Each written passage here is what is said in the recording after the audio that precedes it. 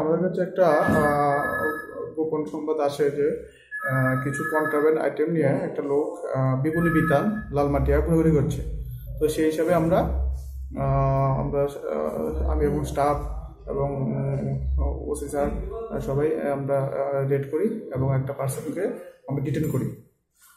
পরে সার্চ করে আমরা তার কাছ থেকে 50টি হিরোইনের কোটা আমরা উদ্ধার করি তার কাছ থেকে এবং তাকে আমরা পরবর্তী সময়ে অ্যারেস্ট করি।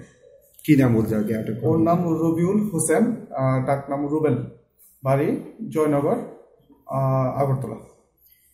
একই পাওয়া গেছে না সঙ্গে আরো? আমরা তদন্ত করে দেখছি, কিছু কিছু অনেক নাম উঠে আসছে, আমরা তদন্ত করছি এবং যারা যারা যুক্ত আমরা তাদের বিরুদ্ধে আমরা অ্যাকশন নেব। কি কি পাওয়া গেছে?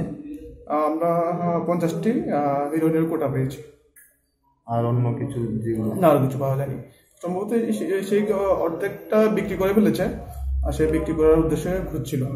এতটুকু আমরা কাছে পাচ্ছি। কার কাছে বিক্রি করেছে কোনো? না, আমরা তদন্ত চলছে, আশা করি তদন্তে সব বেরিয়ে আসবে। আগামীকালকে কি কোর্টে তোলা হবে? হ্যাঁ, আমরা ওকে আগামীকাল আমরা কোর্টে পাঠাবো। পুলিশের তরফ থেকে কোনো রিমান্ড চাওয়া হবে?